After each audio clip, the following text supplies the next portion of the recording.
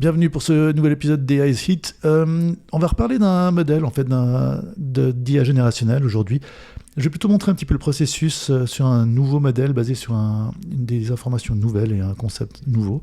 Donc j'avais déjà montré des modèles qui viennent de la plateforme Alias Studio qui m'a permis d'auto-entraîner sur des anciens datasets, sur des anciennes informations que j'avais de Protocol Art.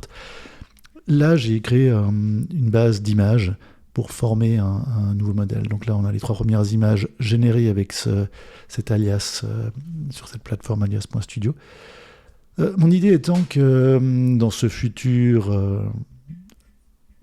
très proche, que peut-être potentiellement d'autres formes de vie ou des modulations des formes de vie actuelles vont apparaître. Et dans toutes ces mouvances un peu de néobiologie, néo-humanisme, je ne sais pas si c'est le bon terme, mais un peu mélangeant science-fiction, biologie, nouveaux concepts esthétiques, d'identité ou d'autres.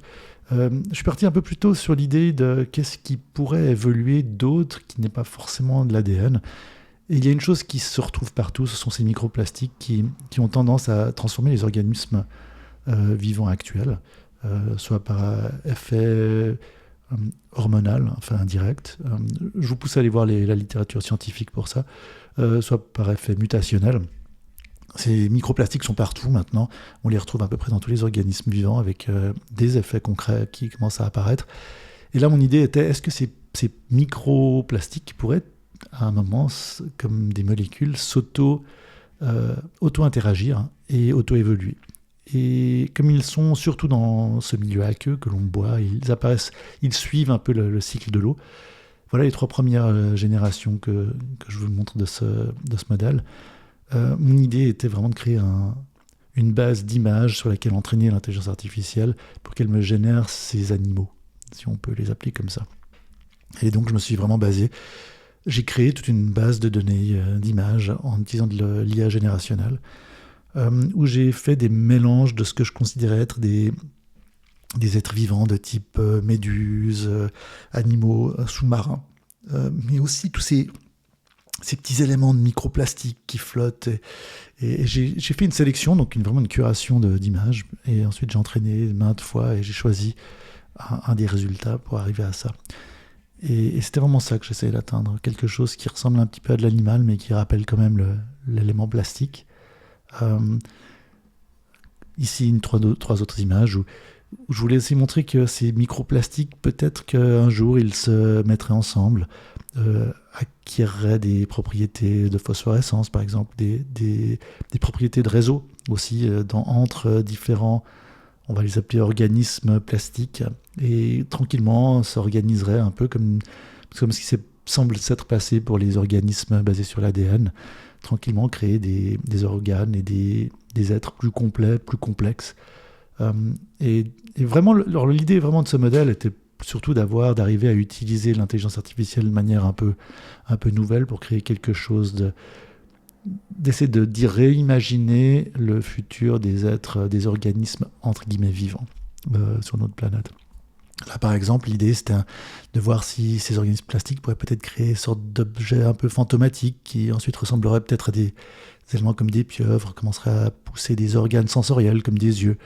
Donc vraiment un rappel à la biologie, les yeux étant provenant vraiment des cellules en fait, qui sont du cerveau dans la biologie habituelle.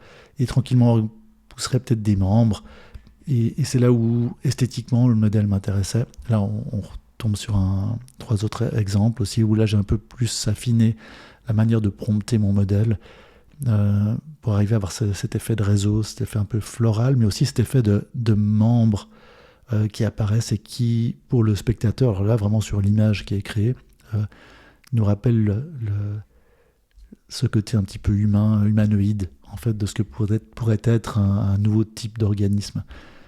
Voilà encore 3 exemples avec ses mains. J'ai essayé de focaliser aussi sur la fonctionnalité qui est très propre à nous autres êtres humains, et d'essayer de faire ce parallèle pour que ça évoque en fait une possible existence partagée en fait. Alors après, il y a le modèle, en le poussant un peu plus, on obtient des choses qui sont à mon goût, comme l'image tout à droite, un peu trop, je sais pas, c'est trop concret. Enfin bon, mais pourquoi pas? Pourquoi pas? Le modèle marche assez bien, je trouve. Et j'étais assez content. Et donc ça, c'était tout avant de le publier en public sur la plateforme. Voilà, encore 2 exemples. Bon, là, j'aime bien le format vertical, portrait. Mais le format, l'aspect en paysage marche aussi. Voilà, ça c'était des essais qui me semblaient assez cohérents par rapport à l'utilisation du modèle. Une chose que je trouvais intéressante aussi, c'était vraiment, mon idée vraiment était de générer des images qui poussent à la réflexion de que vont devenir ces microplastiques, vu qu'il semble que ça va être difficile de s'en débarrasser. Est-ce qu'ils vont s'intégrer à nous, espèce vivante basée sur de l'ADN et des protéines?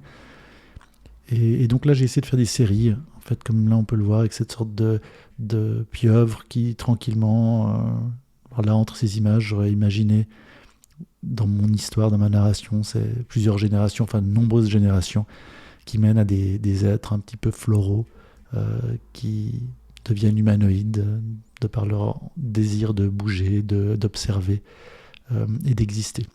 Donc ça, c'était vraiment les séries que j'ai utilisées, que je vais continuer à utiliser au travers de mon modèle. Mais bon, en poussant un petit peu plus, le prompt a quand même une importance avec ces sous-modèles. À nouveau, là, l'idée vraiment de cette présentation, c'est de vous montrer qu'il y a pas mal de choses qui peuvent être faites entre guillemets nouvelles avec de l'AI générationnelle et sans forcément